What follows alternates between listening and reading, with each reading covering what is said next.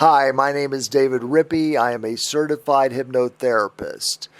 This is a chapter, Josiah of Nazareth, from my book, Meeting Jesus. Enjoy. Josiah of Nazareth.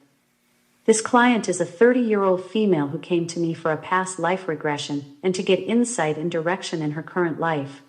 She practices Reiki shamanism and enjoys nature and meditation. She does not come from a religious background. A small portion of the hypnotic induction has been included. David, as I count from 5 to 0, you see yourself in your mind's eye, continuing to drift down lightly, surrounded by a beautiful golden bubble of light. You feel yourself sinking deeper and deeper into the bubble, and you are feeling so relaxed. As I count down to 4, you can see yourself in your mind's eye drifting down, down, down, feeling this beautiful light surround you. As I count down to 3, you begin to feel the golden light coming down through your crown chakra, down through your head, your neck and shoulders, into your hands, through your legs, all the way down to your feet as you drift down deeper and deeper. As I count down to 2, you can see the light throughout your entire body, lighting up every cell, as you drift down deeper and deeper. You feel the golden light heal all that has been troubling you, taking away all the stress, the anxiety and all the pain you've experienced as I count down to 1. Feeling so relaxed, allowing yourself to drift down deeper and deeper. As I count to 0, you feel the golden light getting stronger. The deeper you go, the more energetic the light becomes, as it becomes even stronger, healing and protecting you. As you drift down deeper and deeper in your mind's eye, you can see your body glowing with this golden light. As you drift down deeper and deeper, tell me what you see. Subject, I feel like I'm surrounded by nothingness. David, you're in this nothingness, floating around. Do you see any stars where you are? Subject, there are several spiraling energy portals in every which direction. David, as you look at the spirals you drift down deeper and deeper. I want you to go to the spirals and look inside one. What do you see? Subject, I'm observing. David, why are you observing? What reason do you have? Subject, deciding which one to go through, chuckles. David, how many are there? Subject, about 8. David, are they all the same color? Do they give off different colors? Subject, they're all a mix between purplish and blue. Some are lighter, some are darker. David, as you're floating out there in space, do you have a form? Subject, matter of fact, no. David, you have no form at all. Do you give off any type of color? Subject, no, I'm just consciousness. David, I am going to count from 1 to 3. With each number, things will become clearer and clearer. 1, 2, 3. I want you to pick one of those spirals to go into. Which one do you pick out of the 8? Subject, there is one directly above my head that I chose. David, what color was that one? Subject, yellow. David, describe what it's like as you're moving through it. Subject, it's really see-through. It's not physical. It's more like something that is surrounded by darkness and vibrating. David, good. What else can you tell me about it? How long are you in it? Subject, in that moment there's not time. It feels like a rearranging of things. It's nothing that can be described. David, I see there's no sense of time. As you're going through this, does it look like a big yellow glowing tube in the darkness? Is it similar to a wormhole? Subject, it seems like a wormhole, like a portal to somewhere. David, let's go through it. When I count from 1 to 3, you're going to go to the end of it and tell me what you see. 1, 2, 3. Subject, a beautiful dense forest. David, as you're looking around, describe what you see in more detail. Subject, I, as if speechless, have just been born on the forest floor. David, when you were out in space, and your consciousness came down through that yellow portal, you were just born. Did you come from an area we might know as heaven and come back to earth in a different body form again? Subject, yes, this was after so-called heaven, when I had my time to write my contract and prepare my life. David, let's look at that, let's go back to that period. When you were consciousness before you went through the tunnel, you were writing a contract. Tell me about that. Did you come up with the contract yourself, or did you have help? Subject, There in that heavenly place holds the story of my soul, and I'm choosing my next life and how I want to evolve. And where I need to go, clears throat. I'm reviewing this book, and there are a lot of beings. It's like a crystal realm. There are tall gates, and these quartz crystal stairs. There are 124 stairs, and they're very, very smooth. You go up the stairs, and there are these golden gates, and they open. There are a lot of different, I don't want to say kiosks, but they are like little nooks. It looks like counseling is going on. I walk straight through, and there are a lot of beings. There's a review of sorts going on here for many other souls. David, that's interesting. As you look at all the beings, are they all different colors? What do they look like? Subject, there are a lot of different ones, but there are. I can tell you Jesus is there. David, taken back, Jesus is here? Tell me more. Subject, Jesus and I are good friends, short laugh and clears throat. He has his hands on my shoulders, and we're talking about the book of my life, my story. And he gives me guidance on where to head next. It's almost like college, planning your courses. If you want to graduate at this time, take this course. David, describe what he looks like. How do you see him? Subject, your typical white Jesus. He has these very wide and gentle blue eyes, very blue. But he's very angelic. He is emanating so much love. David, do you meet with him on the other side and then reincarnate again? Subject, I think we've been friends for a long time. We have a close relationship. David, did you have a life when he was Jesus on earth? Subject, I do believe I was in his life when he was on earth. I think I love him very much, and we became very close. David, do you remember what your name was? Subject, after a long pause, I'm not sure. David, where might you have met Jesus in that life? Subject, I think I believed in him. And David, were you part of his following? Subject, yeah. David, you were okay. Did you follow him from village to village? Subject, I lived where he lived. David, do you have a name of a town that comes to your mind? Where did you live? Subject, I see Nazareth. David, you see Nazareth. Subject, I see a lot of stone and dirt, buildings. David, did you grow up there? Was Jesus young when you met him? Subject, we were close in age. I didn't know him until we were both adults. David, you were both adults. Did you ever hear him preach? Did you go to see him speak or perform miracles? Subject, there was a big commotion. A lot of yelling and shouting and energy. And a big crowd, and I was curious. I went to see, and there was Jesus healing a little boy. He was in the middle of this crowd, and there's a big commotion. Some people are upset, and others are saying, wow, it's amazing. I can't believe it. Other people were like, I can't believe you believe this guy. There was a mix of anger and awe. And I was on the awe side. David, that's incredible. What did you look like? Subject, I was a man. I had dark brown hair. I had a beard, a brown beard and dark eyes. David, you were impressed with what Jesus did? Subject, yes.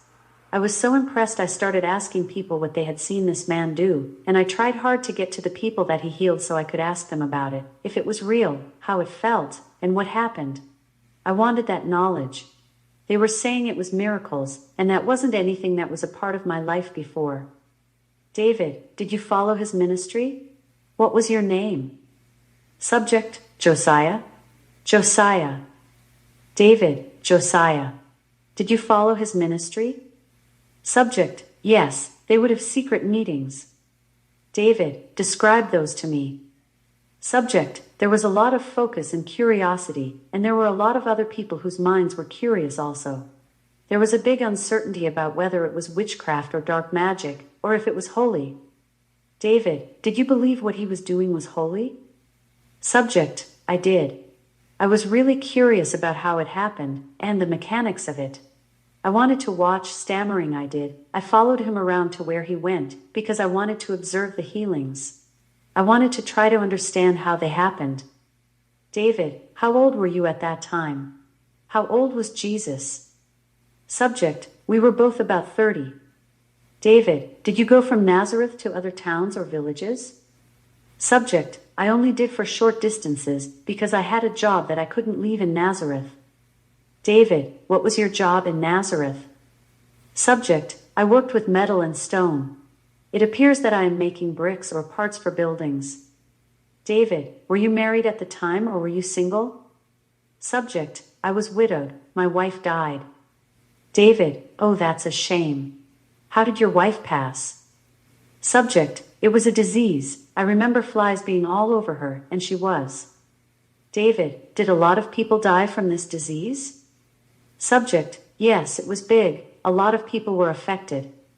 David, you met Jesus around this time, and how old were you? Subject, I was around 27 when I discovered him. David, is there anything he might have said about reincarnation? Did he ever say any words about the soul? What do you remember? Subject, that life is eternal. It's everlasting.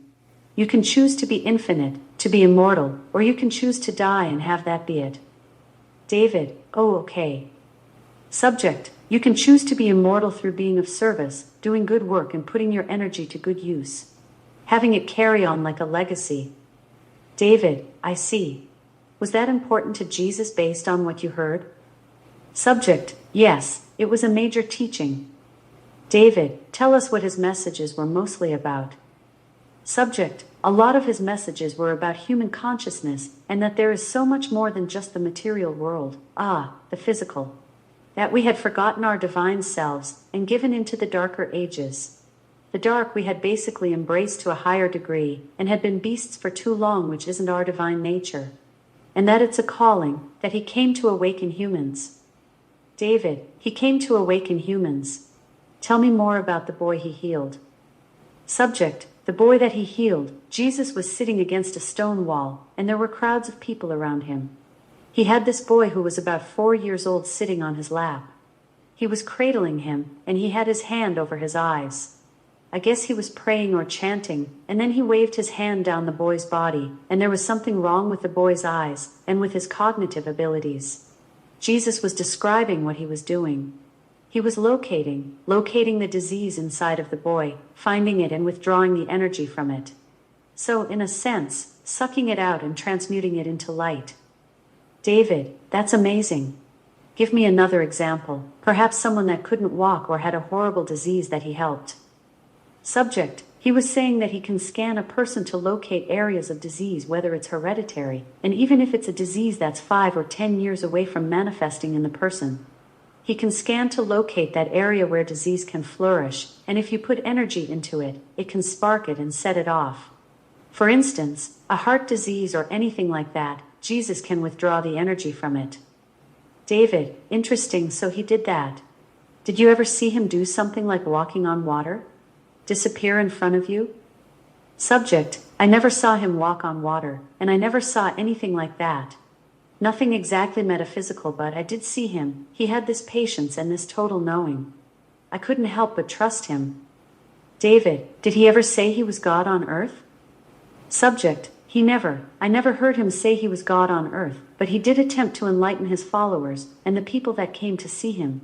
He said he came from another place and was not of this earth, and that he came here to help us. David, Jesus said he was from somewhere else than earth? Subject, yes. David, was it a higher dimensional place, somewhere that we would know as heaven? From a higher realm of consciousness? Subject, he's not from a race of beings or anything like that. He's one of a kind, it's just him. He's a soul that grew to a point where he's ascended, and he wants to help us to ascend as well, to be more, to have a consciousness similar to his. David, anything else? Subject, no. David, did you ever sense around Jesus the presence of angels or other divine beings? Subject, it was a time where everything changed once he started teaching and became well known. Everything was different, it wasn't the same way of life. It is hard to describe, but it was as if everything transformed, and searching for words, it was like everything that we knew as life was altered. It shifted. David, you're saying this feeling of change took place when Jesus became more well known? Subject, Once, yes, he started his teachings, I became aware of his existence, and his name became known. David, it went from being a simple traveling life and healing people in local villages to what it eventually became when he was more well known. Did the Roman soldiers also become more aware of Jesus as he became well known? The Jewish Sanhedrin? Was everyone starting to take sides, some people thinking he was real, and others who didn't? Subject, there was a divide between people, and even the landscape seemed to change. There was a lot more extreme weather. Different clouds and different weather patterns that were unheard of, they never happened that way before. David, even the weather was affected by this change. Subject, yeah. David, how did you feel inside when you felt these changes coming? What did it feel like? Subject, it felt like something very important was happening. David, you felt like you were witnessing something beyond what humanity had ever known? Subject, I couldn't tell if it was the end of days, but it was clear that something very big was happening. David, you're both about 30 years of age at this time. I want you to go farther in that life. I want you to drift down deeper and deeper, and you are feeling more and more relaxed. Were you still following Jesus when he was taken away? Did you see or witness that? Subject, long pause, I don't know. David, did you quit following him at 30 and heard about his capture later? Subject, no, slowly. I was there when he was carrying the cross. David, tell me about that. Subject, there was nothing that could ever have hurt me more in life. It was the most painful thing that could ever be witnessed or experienced. David, were a lot of people around? What were their reactions? Subject, it was deeply moving. There was such a mix of so many different emotions and actions. Many people were weeping and completely distraught. A lot of violence, people against other people and being taken away, or being beaten or straight up killed. The only way I can describe it is as a quivering moment. You couldn't relax in that moment. I felt like I needed to scream. I couldn't believe that it was happening. David, how did Jesus look at this time? Did you get close enough to see? Subject, yeah, he looked like a corpse. He was very skinny, like he had the life sucked out of him. David, that's horrible. Did he have marks on his back or other injuries? Subject, he was naked and there was blood dripping from a lot of from his eyes, from his ears, from various wounds. I don't know how he could carry that wood. David, did it look heavy? Subject, it looked like it couldn't even be done. David, somehow Jesus did it though. Subject, right. David, was he carrying the cross for a long distance? How long was he carrying that cross?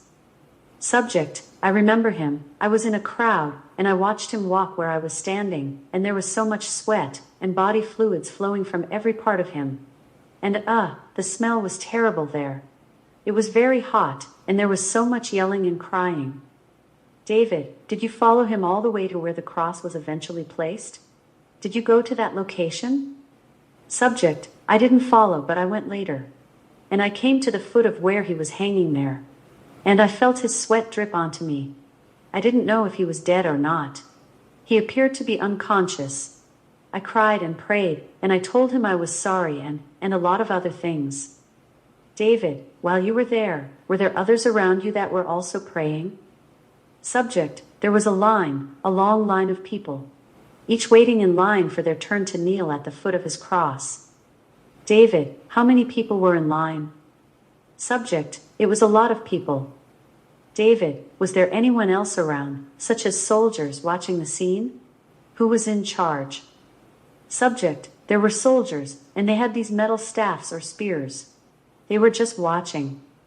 David, how did they act? Did any of them seem upset that Jesus was crucified? Subject, they didn't seem very human.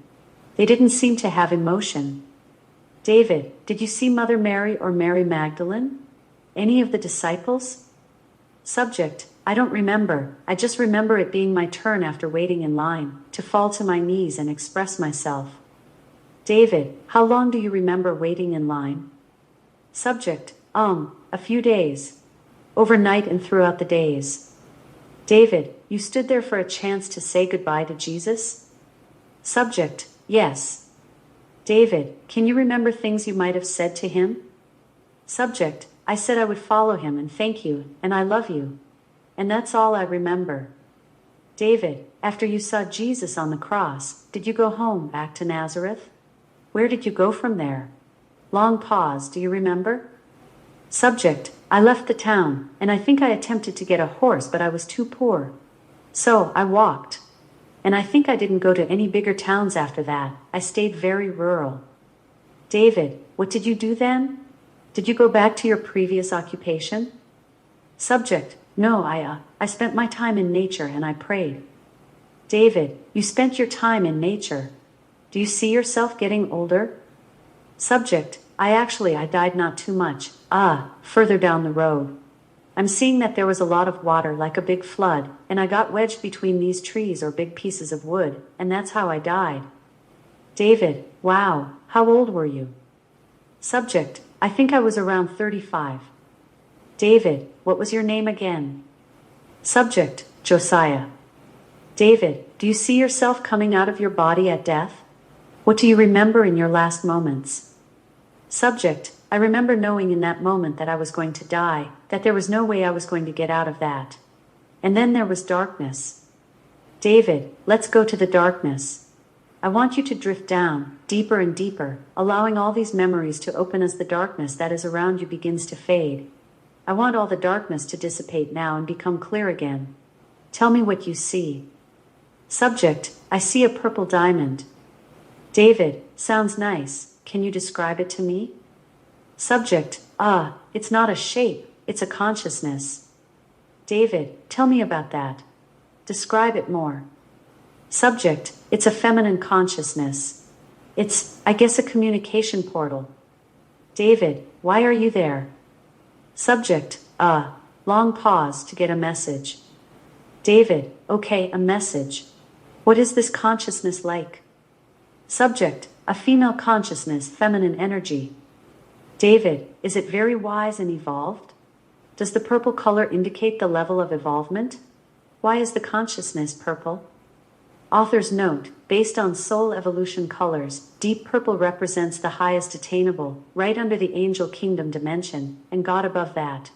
The colors of souls are similar to a rainbow or a prism. The colors start at white and then in order go from red to orange, yellow, green, blue, indigo, and purple. As a soul evolves, their colors will change as they complete the various levels. For example, a soul can have green as their dominant color with shades of lighter blue as they evolve toward a deeper blue. Subject, I guess, consciousness is purple. David, where do you go from here? What else do you see? Subject, nothing, I just see the purple. David, does it have a message for you? Are you connected to it in some way, or is this where you return to when you pass? Subject, it is a place I've been to many times. David, is there more than one consciousness associated with this purple-looking diamond? What are your thoughts? Subject, I'm getting a mother energy. David, do you get energy from it? Subject, long pause, I'm not sure. David, you're drifting down, deeper and deeper, feeling more and more relaxed. Can we bring Jesus into the room with us? Can you see Jesus in the room now? Subject, yes. David, how does Jesus appear now? Subject, he's whole again. David, are there any angels with him? Can we bring in Archangel Michael? Subject, yes, any angel. David, what messages do Michael or Jesus have for you in this life now as underscore? Subject, I got very clearly remember who you are. David, how do they think underscore is doing in this life? Do they have other words besides, remember who you are? Subject, remember the support system. David, what if we have Raphael, Jesus, and Michael encircle you as you're sitting there? You mentioned earlier that your jaw and neck hurt. Could we have Jesus put his hands on your shoulders and help take away your tension and pain? Allow yourself to relax, feeling yourself sinking down deeper and deeper as you feel the healing energies in the room. Subject, yes, I can feel his hands, and Raphael wants me to remember that we work closely together and to remember to use him when I'm doing my work. David, when you're doing your Reiki and healing work, right? Subject, right. David, any other angels have words for you? Subject, he wants me to remember my bodhisattva nature. Author's note, in Buddhism, a bodhisattva is any person who is on the path toward Buddhahood. David, describe what Michael and Raphael look like. Subject, Michael has long blonde hair. He's either wearing blue or purple and their wings are gigantic. Raphael is green and golden, he has blonde hair, and they're both very pure. David, Gabriel and Uriel, could they join us too? Subject, yeah. David, describe them to me. Subject, Gabriel has brown hair and hazel eyes, and he's wearing gold. Jovial is wearing blue. He has blonde hair and green eyes. David, that's Jovial, you said. Subject, Jovial.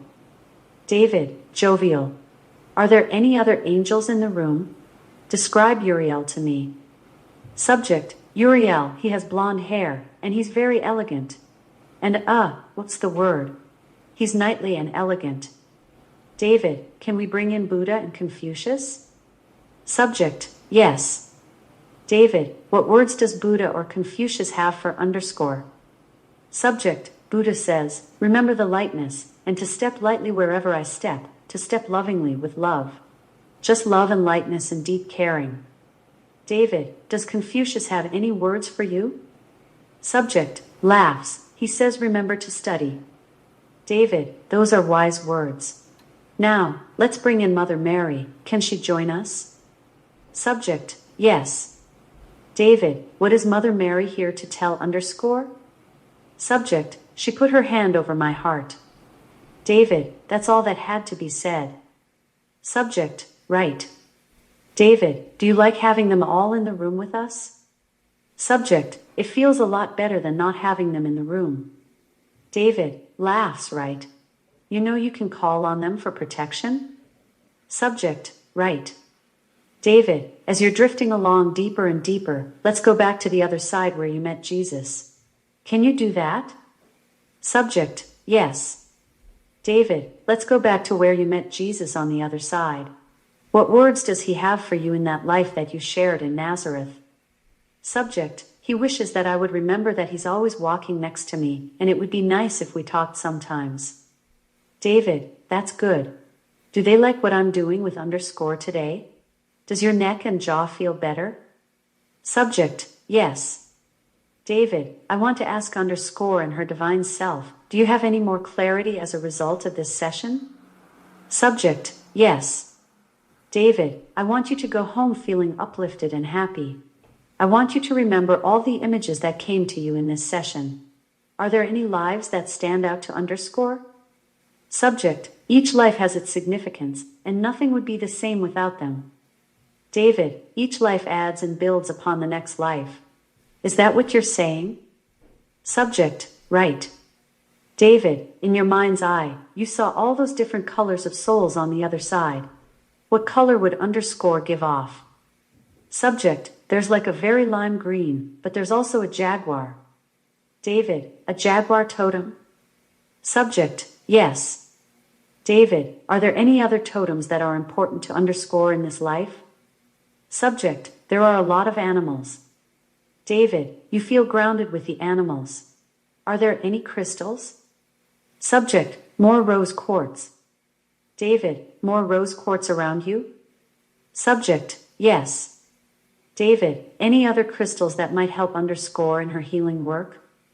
Subject, citrine and amethyst. David, citrine and amethyst. That sounds good.